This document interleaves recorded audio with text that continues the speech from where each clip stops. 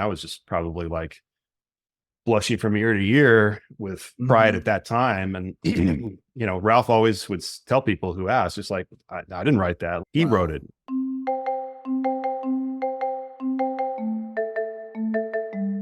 All right, welcome to the back of the band room, everybody. Tonight I have the one, the only Murray Gusseck, who wrote Cheesy Poofs, Martian Mambo, Electric Wheelchair, Double B 2004. But the list goes on and on of all the stuff that he's done. And today we're going to dive into his writing process, his drum set playing, which isn't talked about often, and maybe get a couple good stories. So I want to bring him in here. Cool. How's it going, man? Not bad. Nice to meet you. Nice to meet you. And I'd like to thank Danny Raymond for kind of setting this up. Yes, we are both fans of Danny. How much of the man is Danny Raymond? He's so much of the man. I mean, It should be Danny Rayman. yeah. Yeah. No, Danny's great. So are you still checking? You still checking out some drum corps? Really, no. I mean, and I'm not proud to say that. I enjoy it the few times that I have checked it out in the last handful of years. But I'm up in the Pacific Northwest now, and so we don't get a ton of that activity up here. But every time I see it, it always like it kind of blows me away how much it evolves over time, and really what a different activity it is from when I was involved in terms of what the members are doing and the way shows are designed. I mean, it's tough to wrap one's head around like the complexity in a lot of these shows. It's changing fast. Yeah. Yeah. I do miss aspects of the teaching. I miss, being a nerd about technique and trying to solve problems. I miss the group effort, the a bunch of people coming together to do the one very specific thing, or a small set of very specific things at a very high level.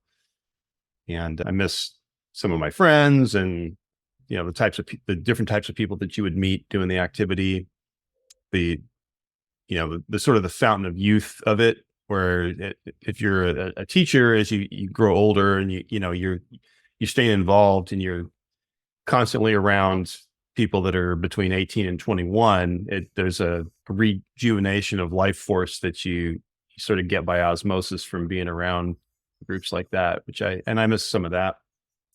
But yeah, I've just kind of taken myself out purposefully. I'm busy with tap space, and I also decided to put my energy into playing drums on my own. I play in bands around Portland area, and yeah, I've just kind of changed. I've pivoted quite a bit from what I used to do. What kind of freelancing stuff have you been up to? Well, right now, my main gig is being the drummer for a Dead tribute band called the Garcia Birthday Band in the Pacific Northwest, which is something I never saw myself doing in a million years. I'd never been a Deadhead or anything like that, but I was playing a lot of different bands. And right before the pandemic, I subbed for this band. They'd been around for a couple of decades, actually, and they have a healthy fan base. And as it turns out, Dead music is trending right now because the original members, the people that are left, are they're sort of getting up there, and up until recently they were still touring and stuff, and maybe they'll still continue to tour, but they're still performing, let's say, and there's just because they were sort of ground zero on the jam band scene and inspired groups like Fish and Mo and String Cheese and all these sorts of bands.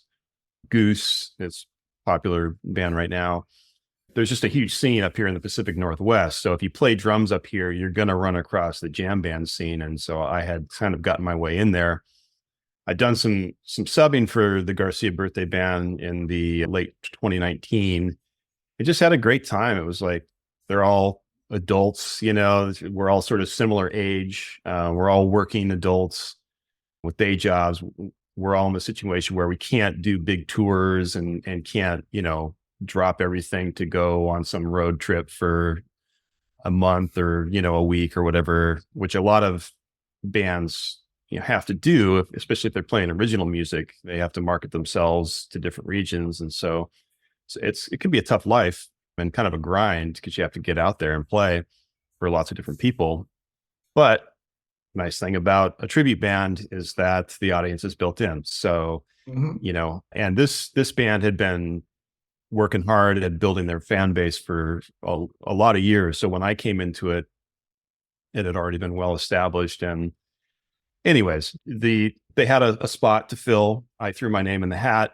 I got the gig, and since then, it's actually been the most surprisingly amount of fun I've had playing drums in a long, long time. So I've just been doing that, and occasionally some other gigs that come along. Before the pandemic, I was doing mostly original music and very little cover bands or tribute bands. And since the pandemic, it's the opposite. I'm just mainly doing other people's music, but I'm still playing. I get to bring my own like prog and rock sensibilities to it. So I still play like myself, but this type of music is so far from what I grew up listening to. And I'm a kind of a fusion head, and I like rock and jazz, and especially the fusion side of jazz.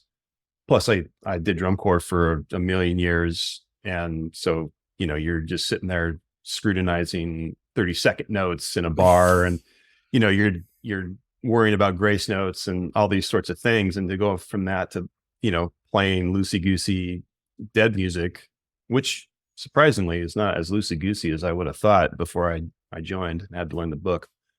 But yeah, it's just they're different things altogether. And so for me, it's been a huge challenge to just like slow my roll and just try to play with a more relaxed feel, try to play with more space, try to not sound like a gearhead, you know, playing this type of music. So there's a lot of shuffles, there's a lot of just simple kind of blues based music. And so I feel like it's been really good for me to be a part of that. So that's what I've been doing there. As far as teaching, I haven't been doing a whole lot. I've done here and there some Zoom stuff, some like masterclass kind of things with various groups. And this year I'm going to come in June and spend a few days with the Mandarins, because there's a lot of homies that are teaching out there now. So what's your background in the activity? I did a group called Tampa Bay Thunder. Okay. I believe I've But heard of them. I've been teaching, drum lines every year since I graduated, and I'm just, a massive fan.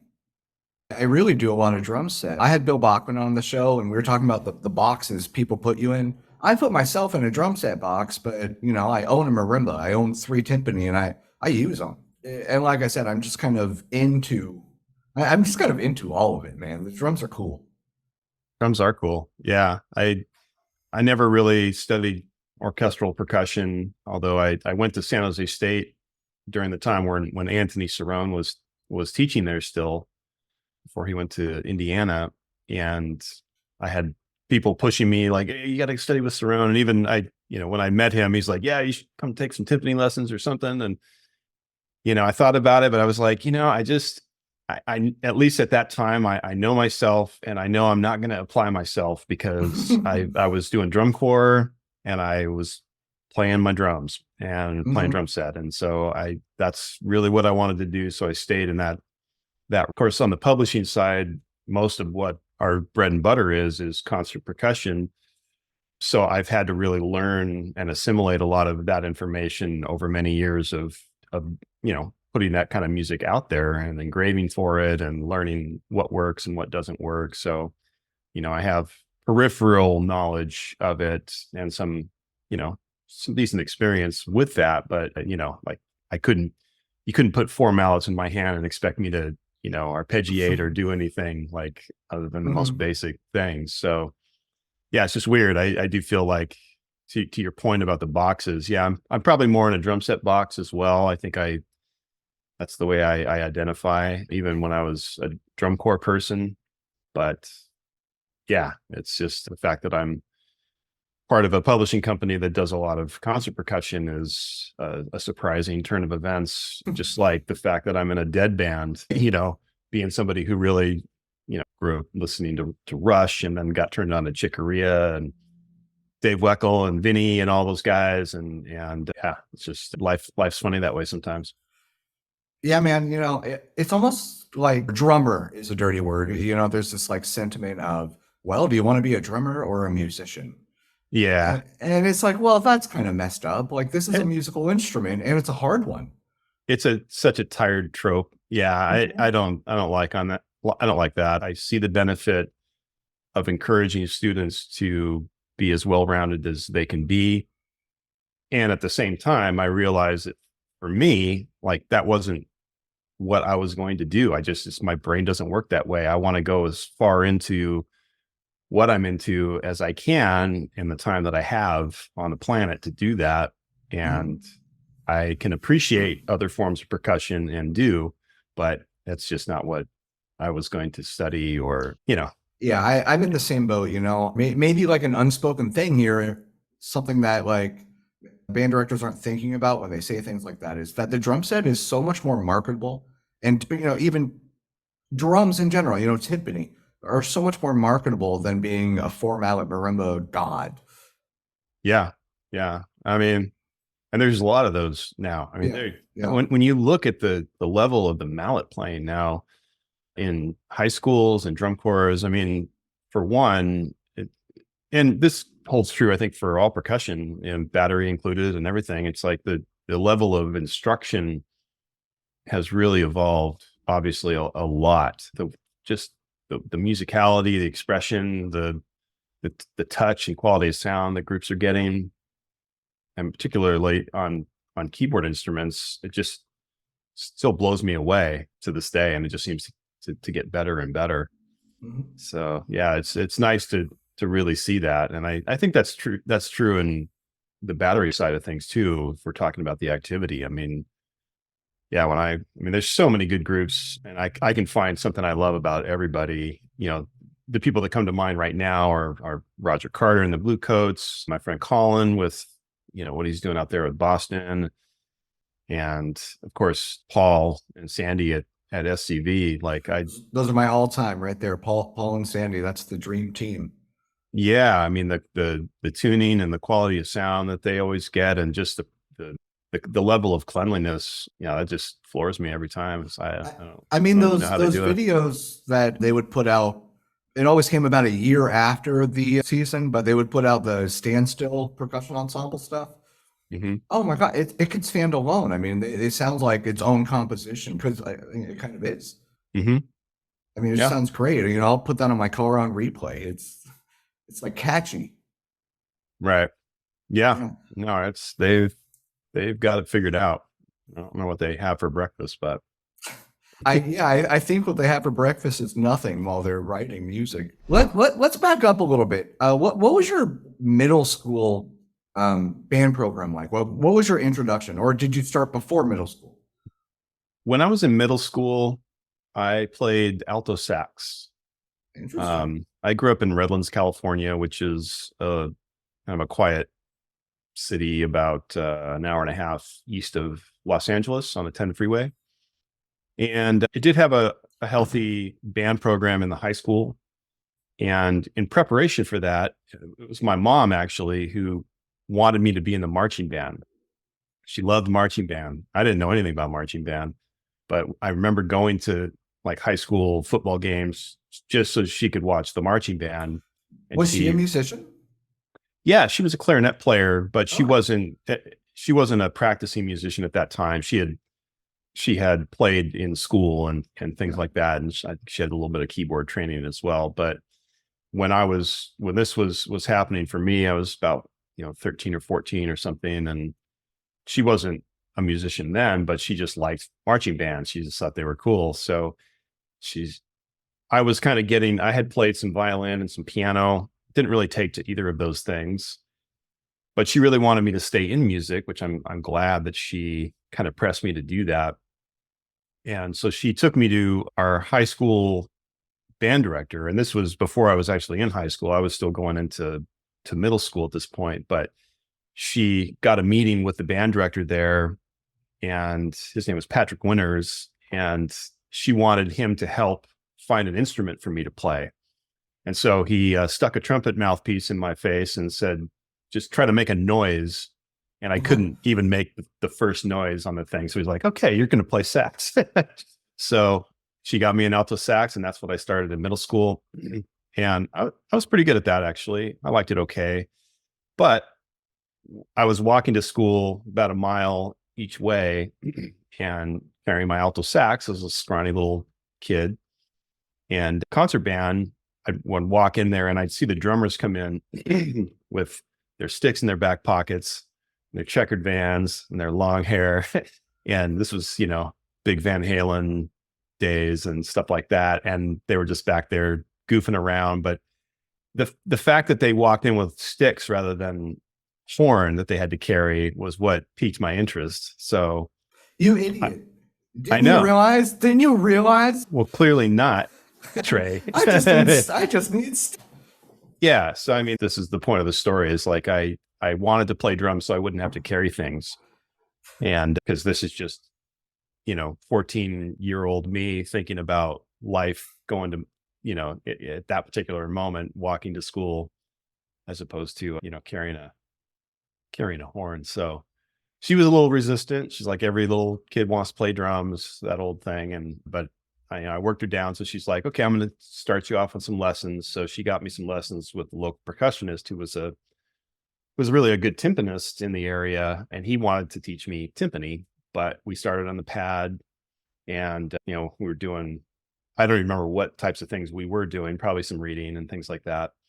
And right around the time where he was really pushing me to start learning some timpani, it was time for me to go to high school. And he knew the drumline instructor, a man by the name of Greg Van Winkle, who also did some orchestral gigs and was tapped into the scene. And he's like, yeah, I'm going to talk to Greg and see if I can get you set up as an audition. I'll put in a good word for you. And, I think you probably make snare drum.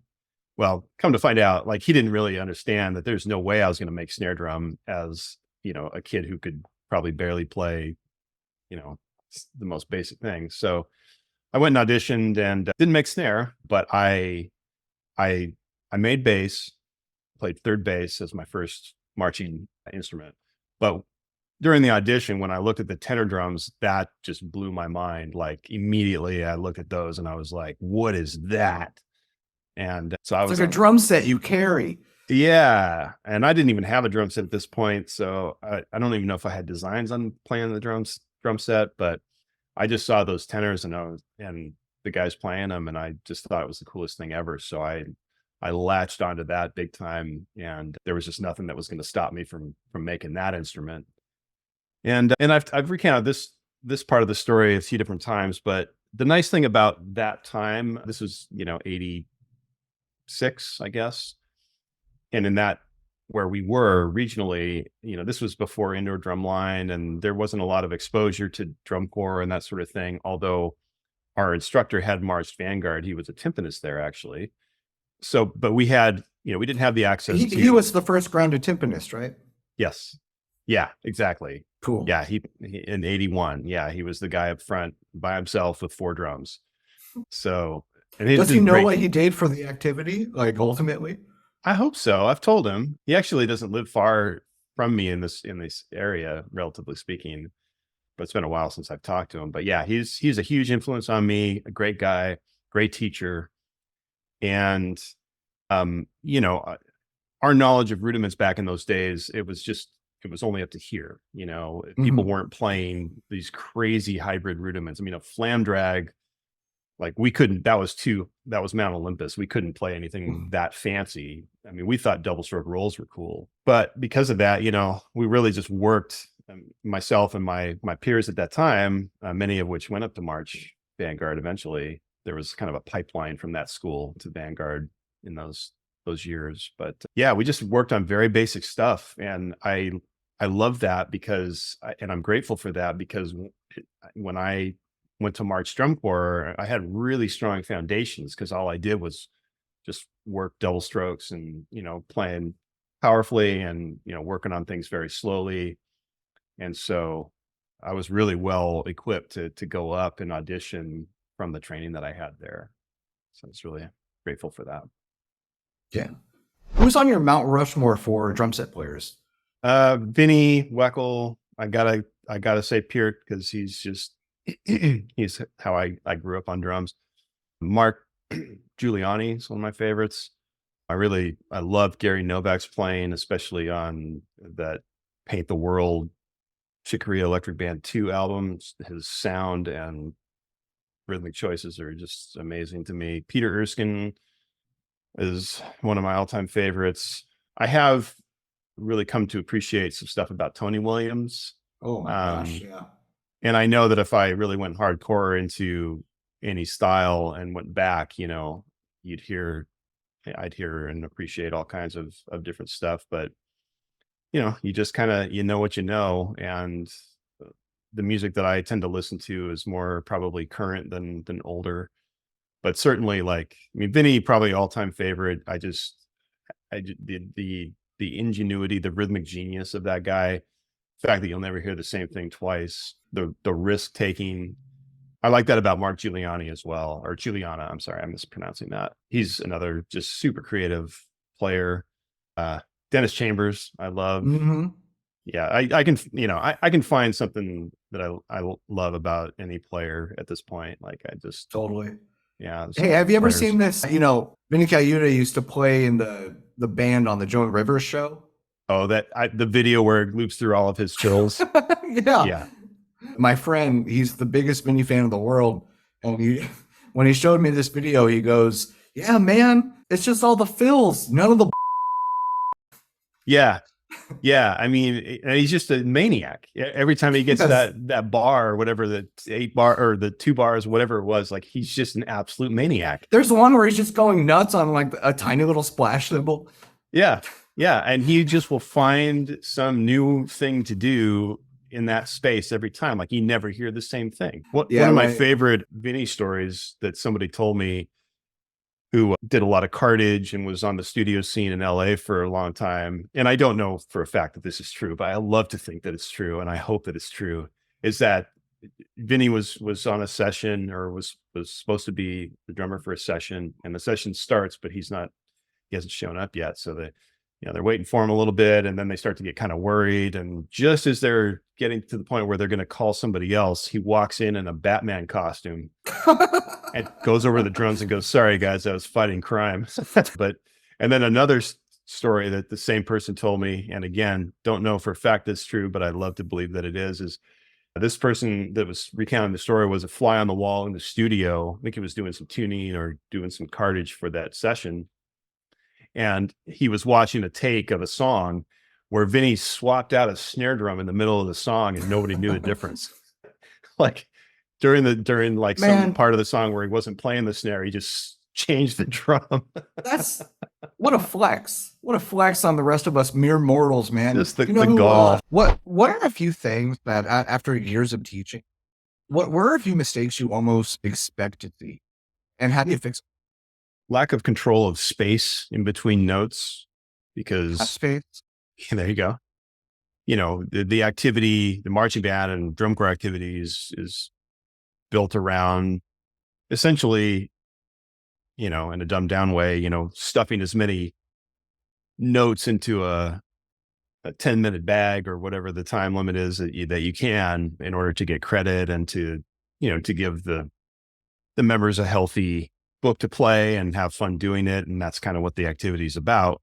But a lot of it is, based around complex rudiments and how to play things faster, do tricks in the process. So like the ability to control rests and, play something simple with a good feel is something that is not necessarily like the top priority for a younger person playing. And so, as younger drummers, we're very afraid of space. Just a relaxed sensibility about time would be something that I would expect to encounter from younger players.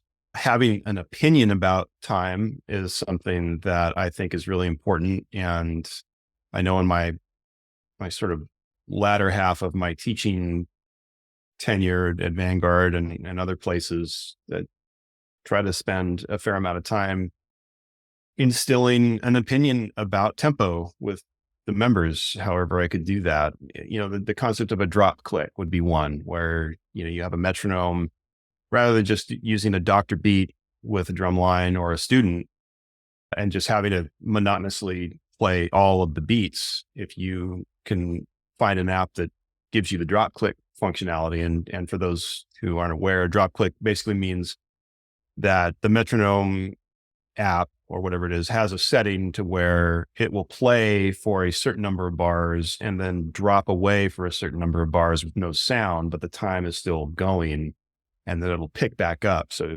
an app that I have, or one of my favorite metronome apps, is called Pro Metronome, I think. Metronome, or it's just called Metronome, but it's like Metronome Pro. And it's a nice interface. It's pretty simple, pretty straightforward, but it has this drop click feature where you can say, play this many bars with the click and drop out this many bars. So you can do whatever you want. You can also randomize it. And so when you're doing that, I mean, it's a very difficult thing to play along to, and it can be very frustrating for younger players. So I would suggest using anything like that in moderation, and find ways to make it fun rather than just immediately like having the student throw their hands up like, I can't do this, because it can be very difficult. Another trick that I came across recently, it's not really a trick, but it's just a nice idea, is to have the metronome at a very slow tempo, like let's say 40 beats a minute, but that's a whole note, Mm-hmm. and or whatever the tempo is, cut it into, or what would you, like, times it by 4 to get like a whole note's duration, Mm-hmm. so that you're just hearing that downbeat of a bar, and that's all you're hearing. And you can do things like play very basic rhythms like eighth notes, triplets, sixteenths, with just a whole note keeping you on track of where the bar is. And you learn very quick what your tendencies are doing that. And so you develop those opinions about how fast and how slow things are to feel good and to feel comfortable. Yeah, and I'll go crazy with that one. After the I or the student can get the beat one thing, now you can pretend that it's beat 4 or the end of 1 or 2. It can be any one of the 8 notes in a measure. Yeah.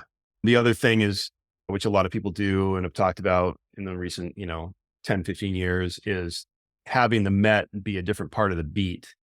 So instead of just marking quarter notes, you can say, have the metronome mark the offbeat eighth notes. Mm-hmm. So instead of, click, click, click, click, click, click, click, click, click. And that has multiple challenges because the student has to learn how to orient themselves to hear it that different way, because the metronome is just doing what it does. It's just clicking at whatever tempo.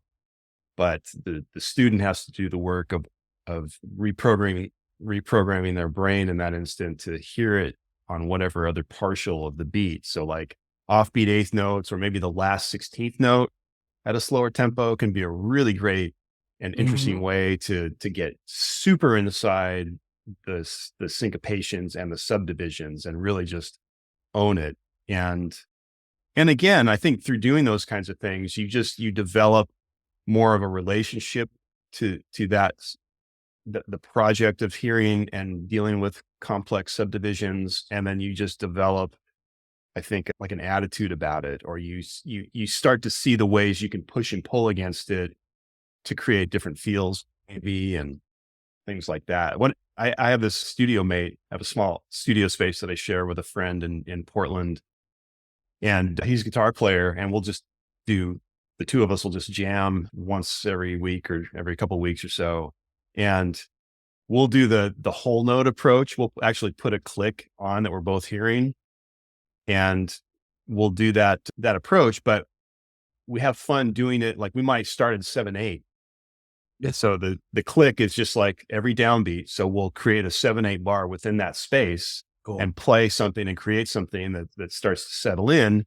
And then like I'll find a spot where I'll just kind of morph into 4/4 within the same amount of click space. And then we'll do that for a while and then see if I can pull it back to the 7/8. And this is a super fun thing to do. And luckily he's a nerd enough to be into that sort of thing.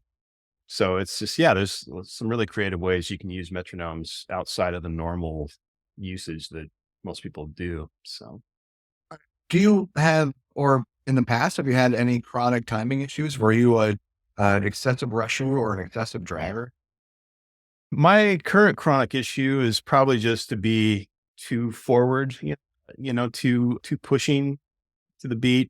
And like I said, I earlier, I'm in a dead tribute band, and so it's like you can imagine the problems in that approach for that sort of thing. So again, that's one of the fun challenges for me is to, this is like if there was ever a time to fix that, it's it's playing this music. But yeah, I tend to be antsy, I guess. So I work at it a lot and using some of the techniques that I was just talking about. So I feel like now, like if I'm on a gig and, you know, the lead vocalist or the guitar player turns around and says, okay, here it is, 1, 2, 3, 4, like that's what you're going to get. And as a lot of us drummers know, like that's not always what they want, whoever's counting off the tune. So it's going to be your fault anyways. But I pride myself in the fact that if you count it out this way, that you're going to get that. But I feel like my challenge now is to learn when to break the rules and when to just let something even, go as far as to drag a little bit if it makes the music feel a little bit better and finding the right times to do that, um, that makes sense musically is kind of the challenge now. So I feel like I have good time.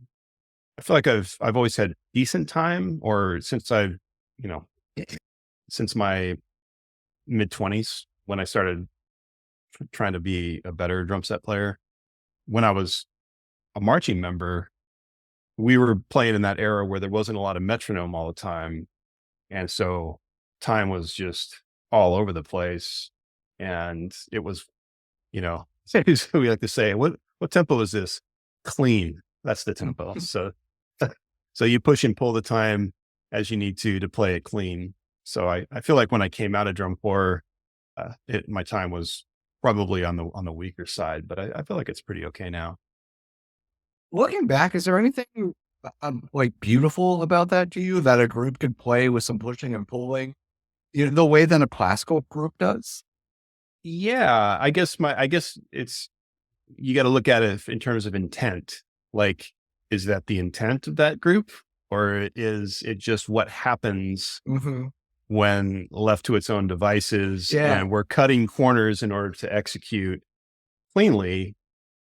But and I'm not even, at this point, like I'm in my 50s, like I, I can look back at what we did and go, that's really amazing. But I remember when I had come out of drum corps, which was all Santa Clara for me, and 92 was my last year, and that was a year that a lot of people thought was just an amazing year. And certainly there was many things that were amazing about it. But when I would listen back to recordings of that line, even though there'd be some incredible stuff, it's like where's the pulse? Like I can't Mhm. feel a pulse, and and it wasn't in a good way. Like it wasn't Yeah. like you're listening to some like Basel drumming from Switzerland where like there's a rub put on something on purpose because it just made it a little nastier in a good Mhm. way, and put some attitude on something with pulling it back or pushing it forward or something. Like it wasn't like that.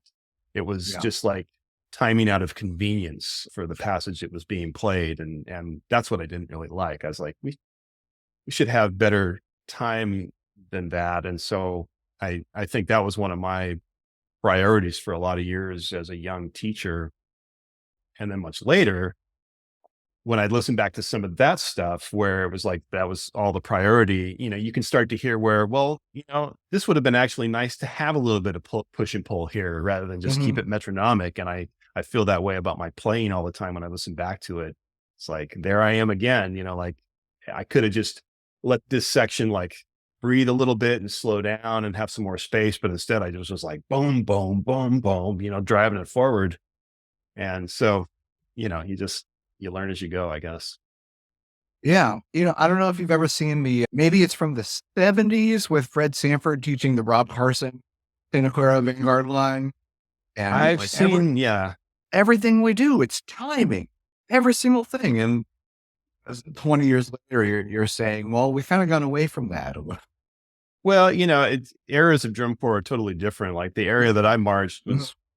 was other than the fact that you had Ralph Hardiman there, you had Kurt Moore, who was a big influence of mine when I was coming up. He was part of that Vanguard dynasty. He was in the snare line in like 71 through 75. If I'm not, maybe I'm off by a year somewhere on the other side there, but great snare drummer, part of that whole tradition. And I think in the 70s and early 80s, it was just a different beast. Mhm. And when I marched in the late 80s and early 90s, it had become its own thing. There were different instructors. Glenn Crosby was there, who was amazing. Scott Johnson was even there for a few years, which was also amazing. Him being a Blue Devil influence coming to Santa Clara, like we got a lot more notes. Thank you, Mhm. Scott, as a result of that. Notes of the Grace Note variety, I'm sure. Yes, yes. We would count the grace notes at the end of the year and tally them up and feel really good about ourselves. But yeah, it was just every year is the product of all kinds of different factors, and some of it's just who you have in the line and how they play together, and there's always like push and pull. So I don't blame staff at all for that, for Sure. my attitude about the time. It's just like when I came out of it and when I listened back to it, I heard something that was like, because I was still teaching. So I was like, well, I want this particular element to be better now. It's important to me. And I started teaching with Jim Casella. We were sort of the pair that were starting out at Santa Clara in the latter half of the 90s. And he felt like that as well, I think. And so we were aligned about that. And I think it helped his music too, to have a nice consistent pulse so that all of his ideas would come out correctly.